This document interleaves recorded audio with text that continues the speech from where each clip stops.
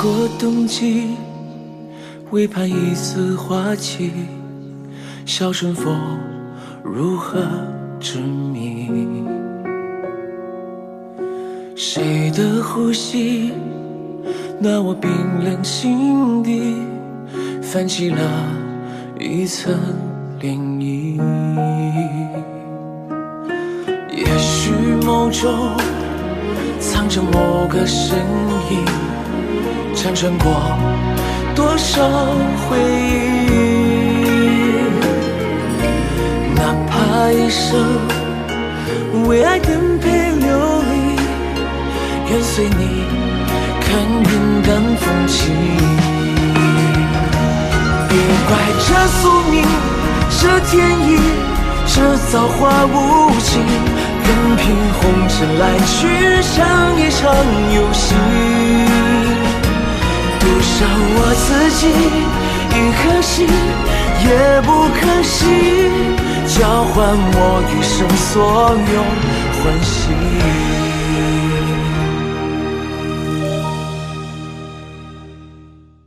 中国宝宝实证乳铁蛋白，美赞臣蓝针邀您收看高光时刻。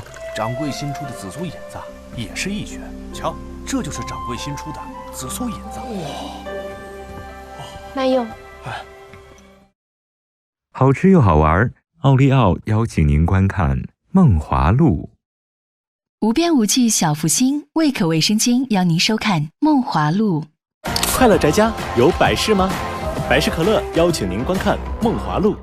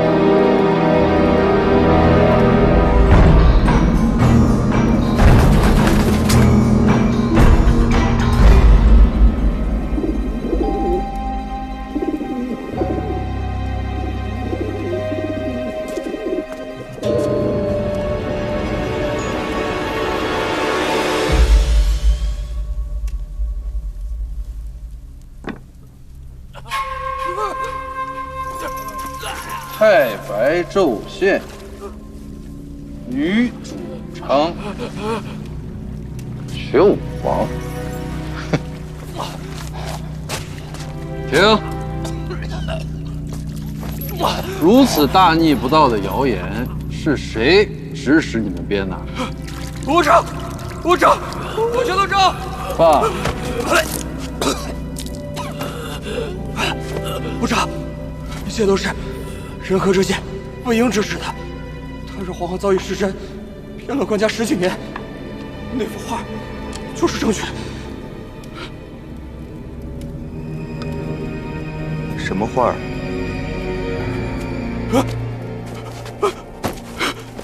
什么画？在哪儿？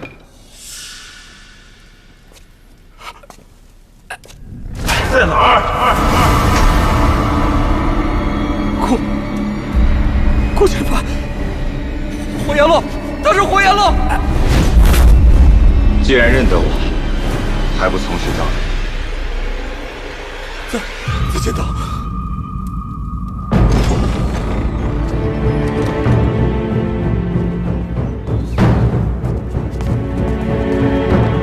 哎，小顾，司公，你这个活阎罗果然名不虚传呐，竟然把嫌犯活活给吓晕了。司公谬赞，愧不敢当。你又何必过谦呐？他的同党既然已经供出了那么多的线索，以你的本事，想必一定能将此案查个水落石出吧？下官正准备启程，轻赴江南。哎，小顾，果然是某家最信得过的人。圣人乃天下之母，多年辅佐官家，贤德无双。可朝中清流一党却一直视他为眼中钉。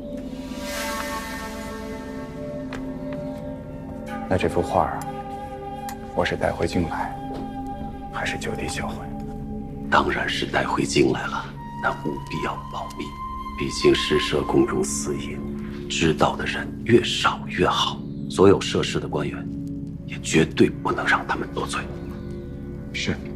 哎，总之，你尽管放手去查，记住，咱们皇城司只听官家号令，纵遣私查天下不当之事，不立台查，不受三衙下旨。遇上那不长眼的，尽管放出你活阎罗的手段来就是。这回若是能立下大功，我保你前途无量。我收拾一下，即刻启程。好。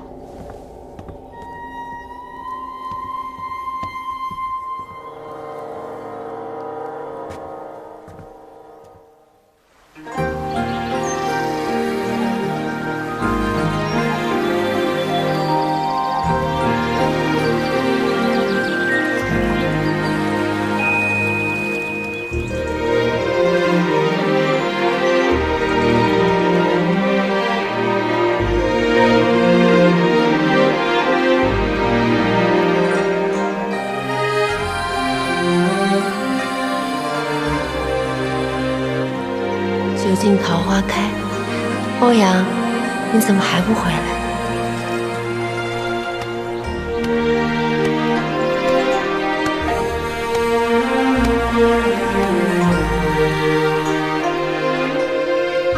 盼儿，哎，三娘，我今天早上新做的鹿鸣饼，里头放的是桂花蜜，讨个蟾宫摘桂的好口彩。哎，你一会儿帮我尝尝看，行不行？不用尝，但凡你放我那儿寄卖的果子，不出半日准备抢光。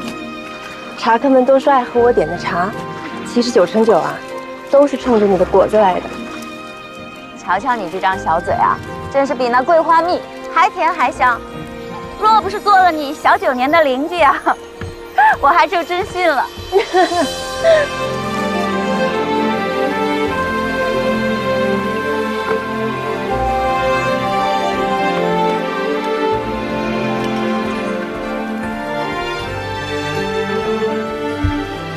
回信老爷在上，保佑欧阳，这次千万别再落榜了。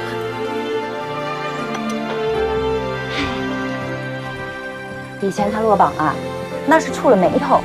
自打你救了他的命啊，什么红裙子、绿帕子，又添水又添饭的伺候了他整3年，他的运早就改了。你就等着瞧吧，我这双眼睛啊，不光是看猪准，看人更准。你们家欧阳这次啊，肯定能中。那叫红袖添香。嗨，意思都差不多。哎，咱们俩今天比划比划，看看先开张的是你的茶还是我的果子。好啊。赵娘子，哎哎，来壶西园茶。好，好嘞。我赢了，那是谁敢跟未来的金氏娘子欧阳夫人比运气啊？哎，我跟你说多少次了，我跟他的事儿不能跟别人讲。读书人最在乎这个，在钱塘知道我原来事的人还真不少。哎呀，你就不用想那么多了，等他把你接到东京，凤冠霞帔这么一带，然后你大门不出二门不迈的，谁还能认得出你啊？我也是这么想的，所以我早在老家买好了地，等我去了东京，我就是邓州来的赵娘子。原来早就计划妥当了啊！刚才是谁还在那担心欧阳官人落榜的啊？哎，爱会儿药结石。来壶西园茶。谢谢。来份豆儿果。豆儿果。哎，给你的果子了，豆儿果。哎，知道了。2位客官，里面请。哎，好，谢谢。上面，来，弟兄。啊，行。给你的豆儿果了。哎，是。哎，盼儿，我听说东京那边的娘子啊，都是爽利脾气，你到了那边肯定能如鱼得水。哎，欧阳跟我说，东京那边都没有宵禁的，整个晚上灯火通明。子枫他爹也去过一回，他也跟我说，东京的小娘子啊，打扮的都跟仙女似的，铺子里的口脂香粉啊，光颜色就有好几百种，身上的衣裳啊，都是用金线给缝的。不过也别瞎想了，过2日你就过去了。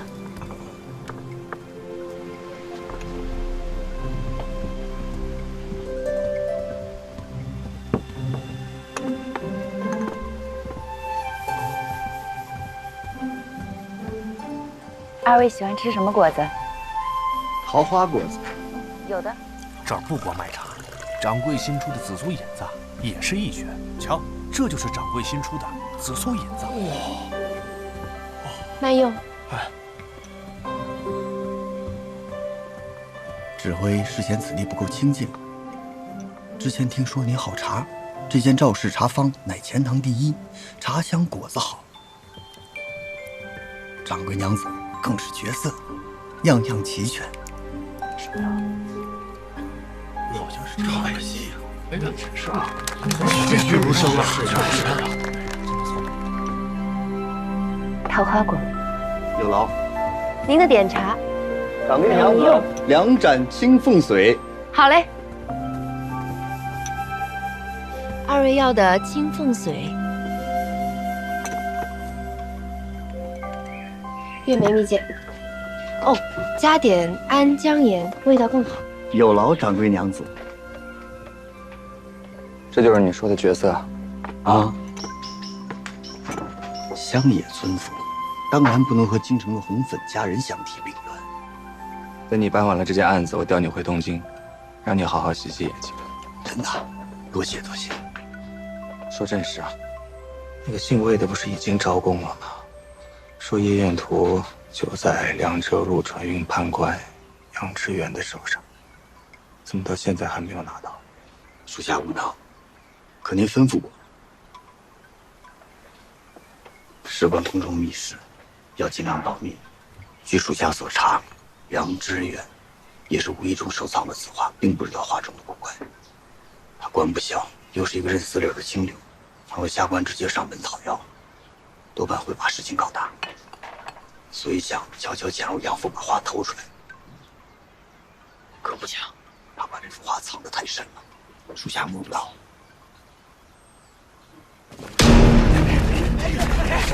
站住！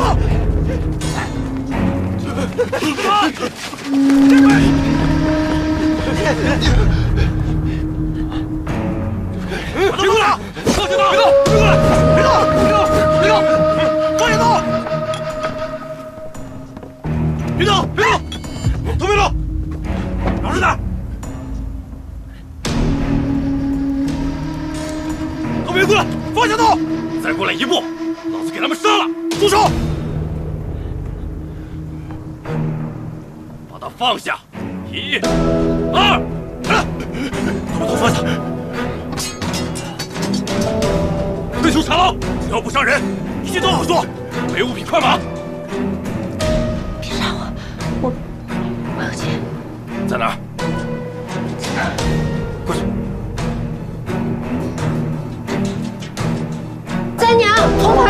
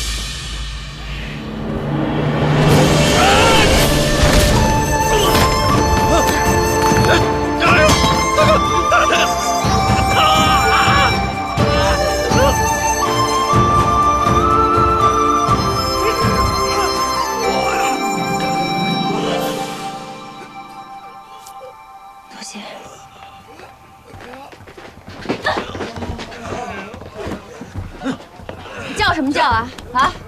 过来，龙骨是好的，棒骨也没碎，也就蹄膀折了点，死不了。你们这帮私盐贩子，碰见三娘是你们晦气。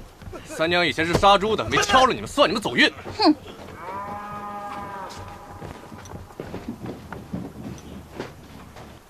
哎，看你是个练家子，从哪儿来的？报上名来。休得无礼！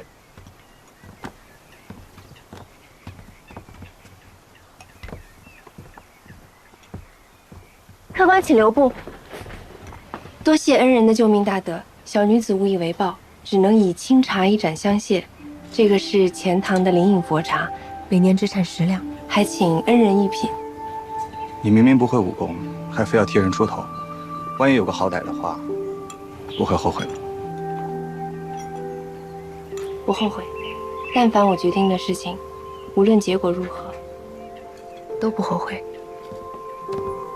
黄承思，我怎么看你也不像黄承思的人。跟我走一趟。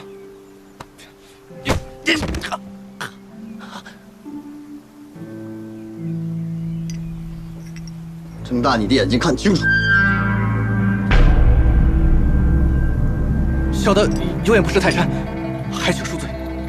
起来吧，办你们的案去。哎呀！妾身不是有意的，请官爷恕罪。无妨，再倒一杯便是。此茶名贵，妾身的所有都在这一盏里了。那就再烧一壶。不是我推脱，而是刚才歹人过来把炉子也打翻了，除了我这里有的，泉水也全洒光了。你要是实在口渴，那边还有一家茶楼。水洒了就给我倒，炉子熄了就给我生。我今日偏要在你这里喝茶。如果你这里的茶不够好喝的话，那干脆生意别做了，我直接找人把你这拆了，如此可好？有我的老天爷，他可是黄承思的煞星，你好好的招惹他干嘛？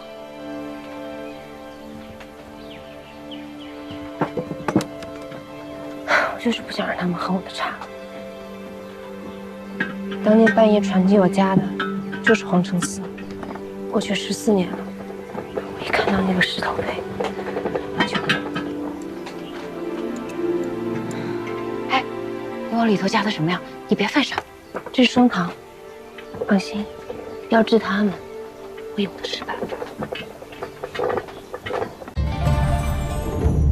39小儿感冒药，儿童专用感冒药。39小儿感冒药，邀您继续观看《梦华录》。我们黄承思的身份，只有衙役头领一个人知道。不过请指挥放心，我已告诫衙役头领，不得泄露于旁人。龙凤茶，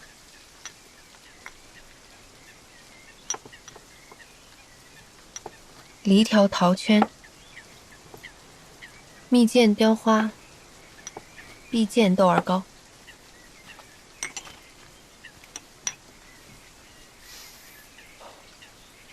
青竹蛇儿口，黄蜂尾上针。刁妇，竟敢当众下毒！官爷何出此言？妾身敢以性命担保，这茶里绝对没毒。不信，这个是银的，你自己验验看。龙凤茶，梨条桃圈，蜜饯雕花。前2道看似只是平平无奇的市井茶果，但是最精妙的一道，却是这个碧见豆儿糕。只要不是没长眼睛的，多半会以它来做茶。龙凤茶之所以名龙凤，是因为里面含有龙脑香。龙脑香味苦寒，绿豆又性寒，君臣相佐之下，现在喝下去会没事，不过2、3个时辰之后，只怕我会上吐下泻了。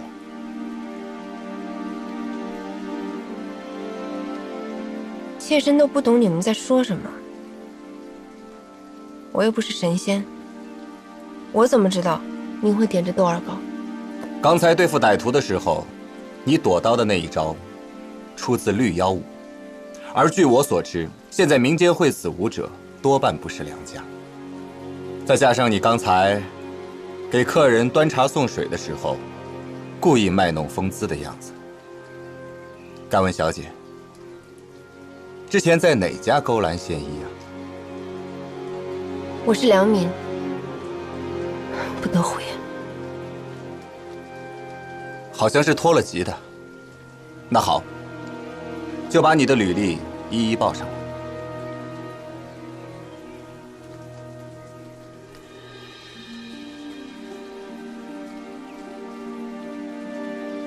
你既然痛恨黄承思，就应该知道我们是做什么的。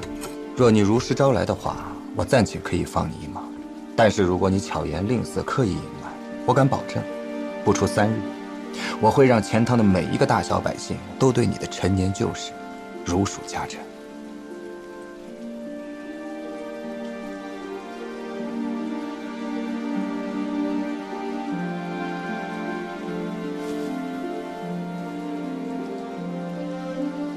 赵盼儿，24岁，邓州人士。9岁因负罪，没为官奴，历杭州乐营歌舞社为乐伎。16岁因太守恩令，脱籍归两。够了。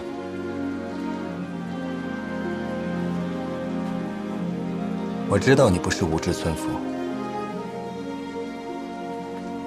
误过刚仄一舌的道理，我希望你能够明白。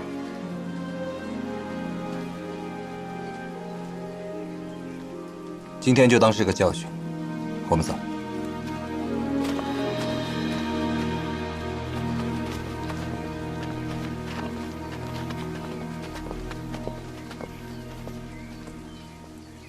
他刚才说的话，你别往心里去，你就当他在胡说。没事。剑姬怎么了？那是天命，不是我的错。我在即时清清白白，没有以色示人。脱籍后以卖茶为生，也没有自甘堕落。我有什么好羞愧的？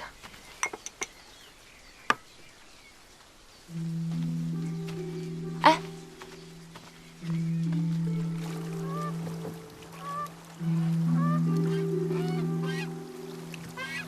这死婆娘，简直是吃了狗胆！指挥，您看卑职以后是不是绝色、村姑、刁妇、婆娘？你倒是挺会随机应变的。这件事情到此为止吧，日后也不要再去难为他。你刚才不是听他说，自己是因为负罪才没入剑籍的？凡受此刑罚者，10有8九是犯官欺人。看他前后态度截然不同，想必当年负责缉拿的就是咱们黄承思。难怪看他行事做派，不像是平凡市井女子，原来竟是官宦出身。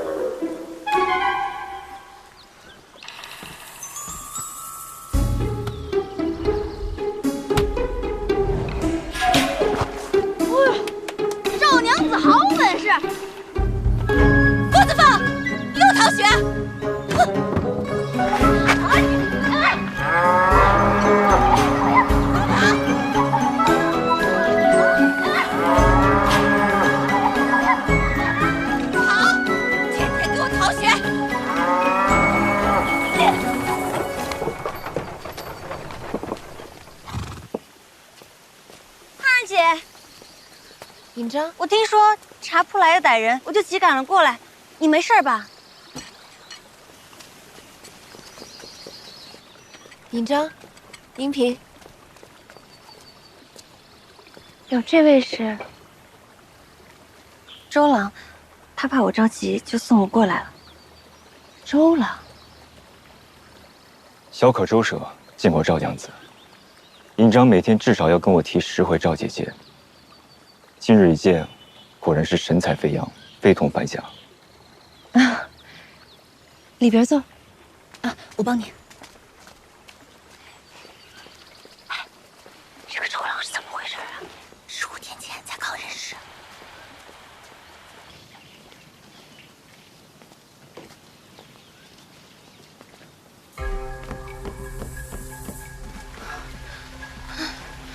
看这屋内的茶具被歹人碎了不少，真是可惜呀。姐姐，我在钱塘认识有名的瓷器商人，如果有需要的话。哦，不必了，我们这些小买卖不必劳烦周官人大驾，这边坐。周郎，快坐。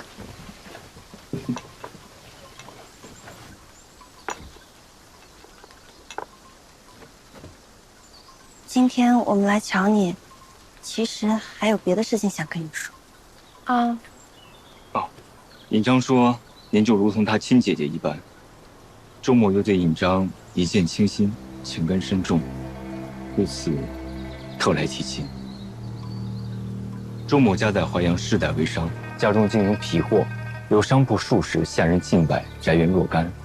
若能得赵娘子允准，必定待尹章如珍似宝，一生一世。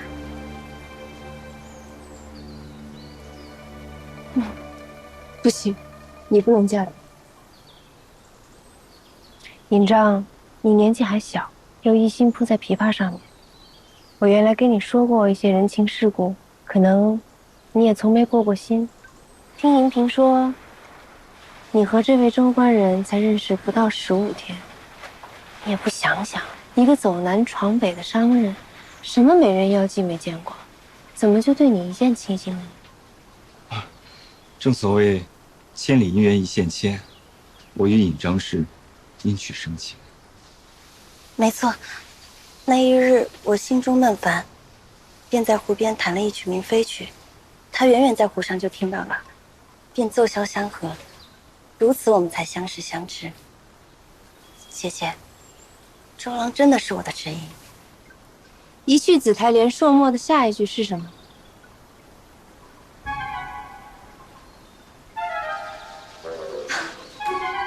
他连杜子美的明妃曲都背不出来，能和你是个鬼的知音啊！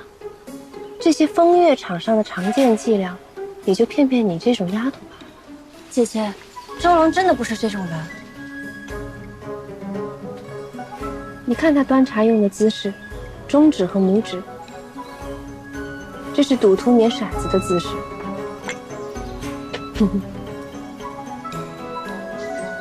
他身上有根衣香的味道，这种熏香，只有最贵的几间青楼才用得起。你说他精通萧艺，试问哪个做大生意的商人有这种闲情逸致啊？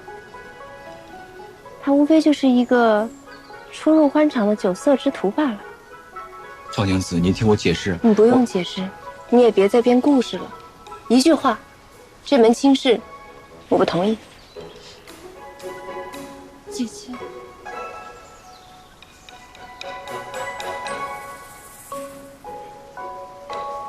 既然如此，周某告辞。走好，不送。周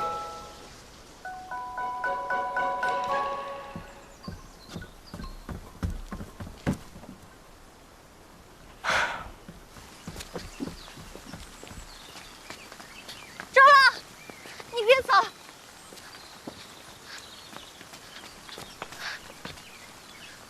尹章，你不用再劝我，我当她是你姐姐才对她客客气气的。可刚才她怎么对我的？我周舍在外行走也是要脸面的。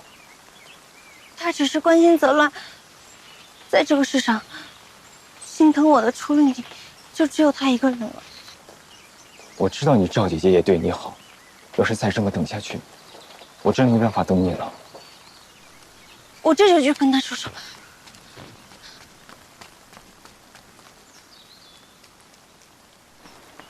你要还当我是你姐姐，你就别跟他再混在一起。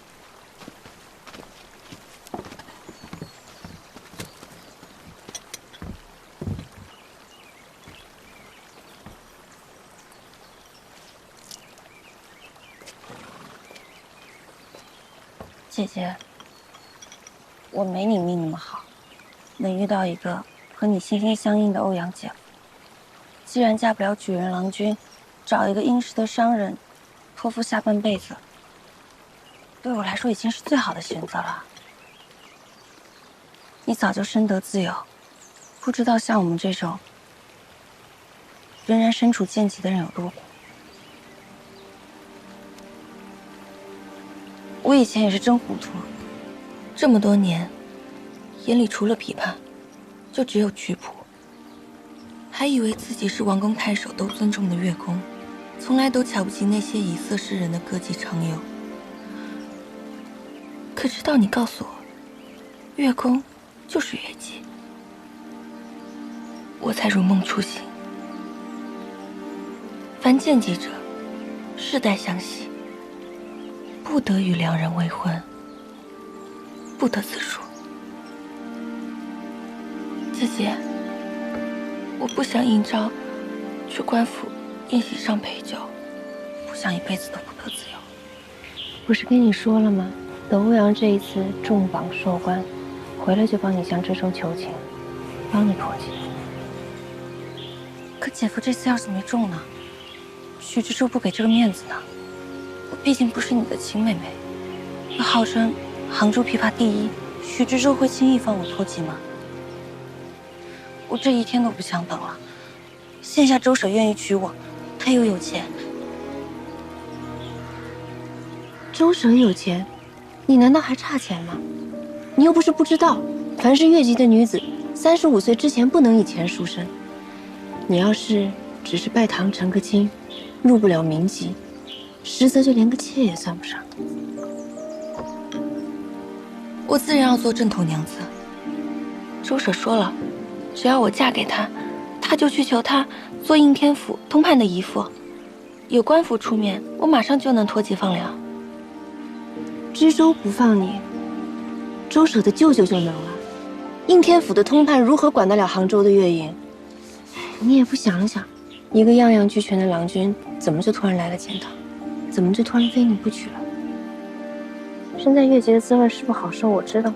可是你拿着乐营发下来的差饷，拿着王公贵人的赏赐，穿金戴银，出境自由，还有丫鬟服侍，比起我们当年，真是神仙日子了。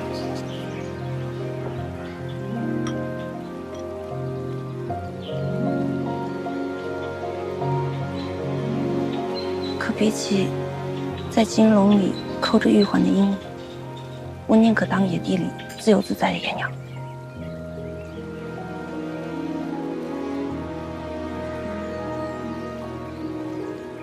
可是你怎么知道，他娶你不是别有用心？他不过就是爱我怜我，还能有什么用心？他自有家财万贯，难道还图我的钱财不成？你都成天想着当进士的娘子，我为什么不能嫁个员外富商呢？算了，我不跟你说了。你要走就走，想嫁就嫁。但是我帮你打理的那些铺子和银钱，你以为也别想拿走。那是我的东西，你凭什么扣着不放？就凭你姐姐临走前再三叮嘱我，让我好好照顾你。你说她能好好待你，可以，让她证明给我看。在钱塘3媒6证把你娶进门，如果她做到了，我就把你的银钱一文不差的还给你，再赔上我早就为你准备好的嫁妆。否则，我宁愿把这些钱扔到西湖里去。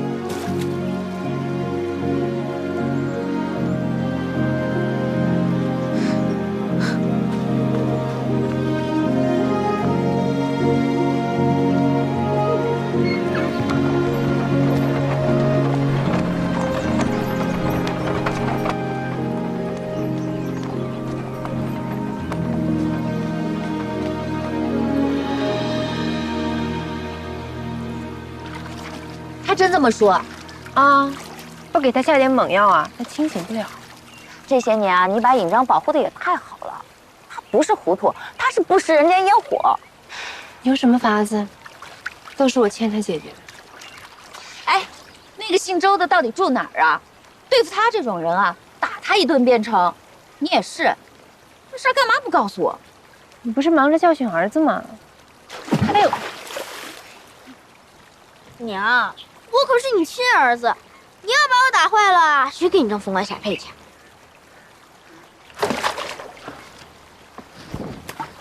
你还敢回来？我不回来，谁给你们报信啊？哎，我刚才在人安桥上看到宋姨和那个姓周的坐船出城了，还有服侍宋姨的那银屏丫头也跟着呢，那么多的香喽，该不会私奔了吧？你说什么？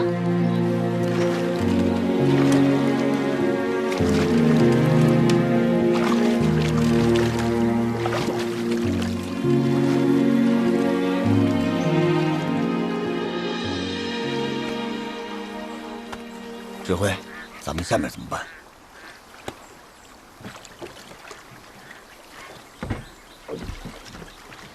你马上去一趟杨家，索性表露身份去要话。如果他还是不从，那我只能亲自去会一会他。是。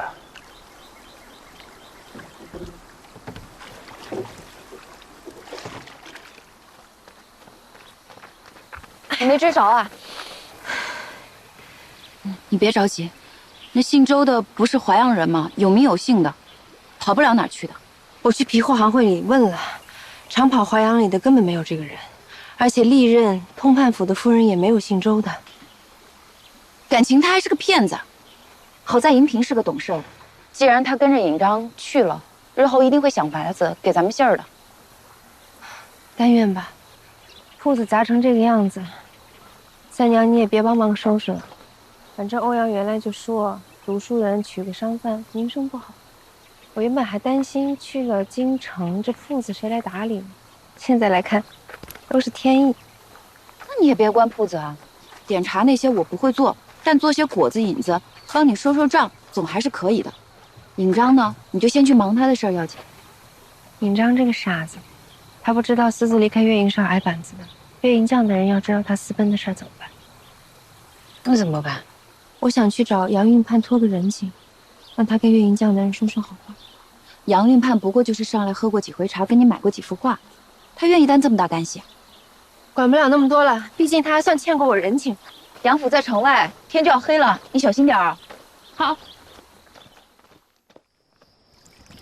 赵娘子，您先别着急，我家主人正忙着河宫上的事，这2天都没怎么出书房。要不您去里屋先坐着，我去书房看一看。可我这事太急，等不了。那我先去通报一下好吗？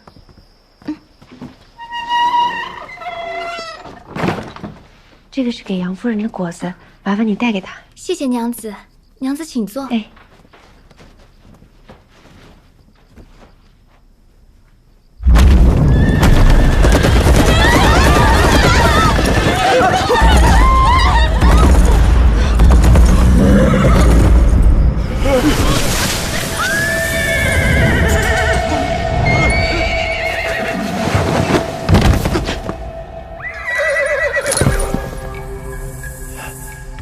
大胆！本官两浙路转运判官杨致远，何方贼子，竟敢擅闯！皇城司指挥，顾千帆。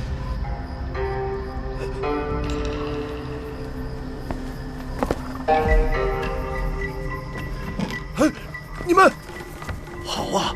我不卖你们画，你们就敢深夜强闯！你们，天底下有没有王法了？给我站住！搜死！站住你们！你们这是要干什么？小心别破坏了东西！你们就算是皇城司，也不能如此嚣张跋扈吧？交出夜眼图，我马上就走。你为什么非要那幅画啊？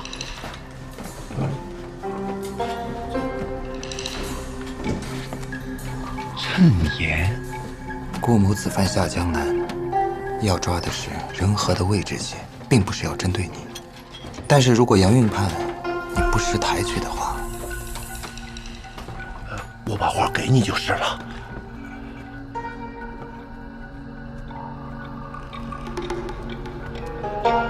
大人，花在此。顾千帆，你可是老礼部侍郎顾沈岩之孙。正事在下，夫人有何指教？果然是你。哎，夫人，这可是顾千帆呐，活阎罗呀！这次来又是因为谶言的事，我们千万不可造次。我还怕他？哎，夫人，叔娘啊，你若在天有灵，好好看看你这样一个混账的儿子是怎样欺负你的老姐妹的。可怜顾家5代世家名门，风骨铮铮，竟养出了你这个猪狗不如、甘为阉党爪牙的混账东西！哎，夫人！哎呀，夫人病了，你再夫人送回房里，当头发役，像你爹一样，不是个好东西！哎呀，快！夫人砍正犯了，有些胡说八道啊！大人，切莫在意啊。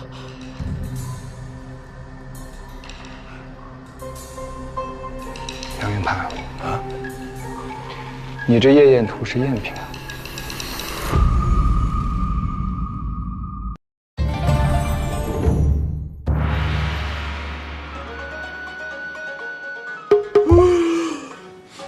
哎呀，不好意思啊，各位观众朋友们，早上好！有没有发现今天的我有什么不一样呢？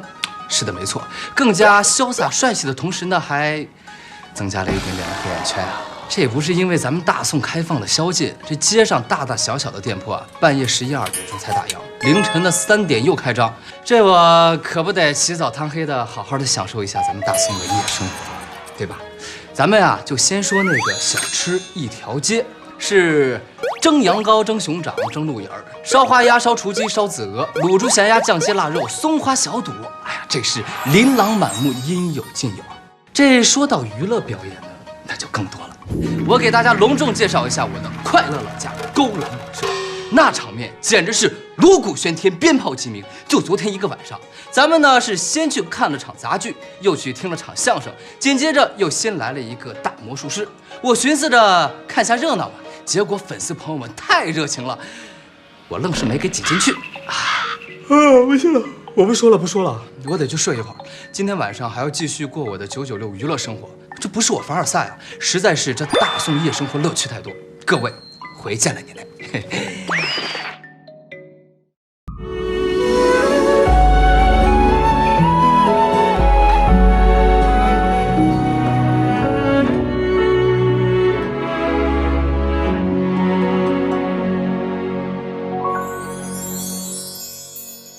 有一种萧瑟的模样，似月光落在离人的心上。与江河如何相望？风吹过岁月的熙攘，但繁花落尽，空余香。回忆的角落是几般忧伤，诉不完，悲欢一场，怪只怪这纸短